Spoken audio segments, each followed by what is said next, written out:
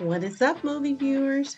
Dena Views and Reviews here, asking what you watching. Well, today I am watching Beverly Hills Cop, Axel F.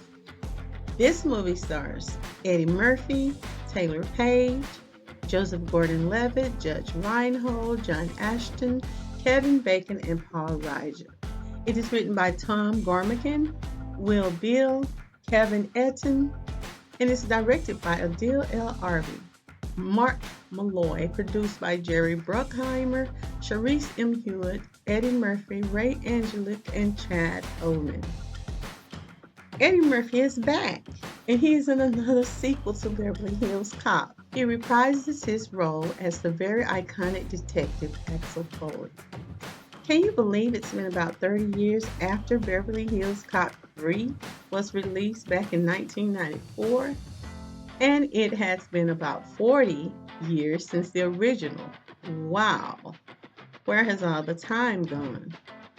In this new sequel, Axel Foley, the Detroit cop, is drawn once again to Beverly Hills after an urgent call he receives from one of his besties, the former Beverly Hills cop Billy Rosewood, who is played by Jerry Ryan. It is a matter concerning the well-being of Axel's estranged daughter, who is Jane Saunders, and is played by actress Taylor Page. Now, Jane Saunders is an attorney.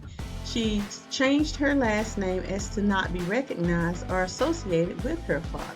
Jane has taken on a client in a case that involves some very prominent gangsters. So it is, of course, a personal matter that finds Axel returning to Beverly Hills.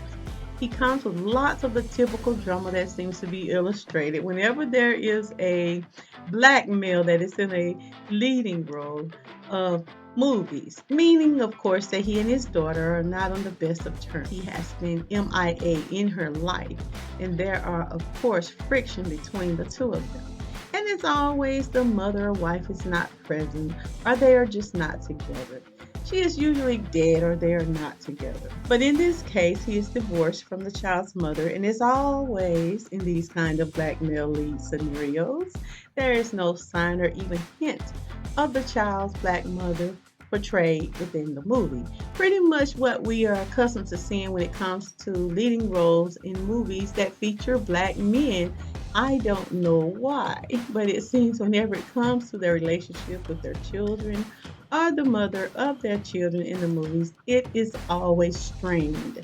The only thing that was surprisingly different is the child was not presented as being of mixed race, but we don't know, which is just usually how it is presented on the big movie screen these days. It would be interesting to see a movie starring a black man in love with a black woman. Their children, they're living in harmony with each other, the mother, the father, and the children, and they're navigating the world together. And it's them against the world. Now that would be interesting to watch. It would certainly be different from what we're being presented with these days.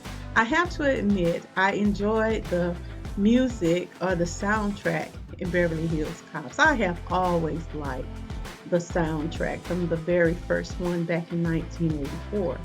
So whenever I hear the Pointer Sisters say, I don't wanna take it anymore, I'll just stay here locked behind the door. Ooh. I think I did a good route, but it always reminds me of the movie Beverly Hills Cop whenever I hear those songs. And this movie was no different.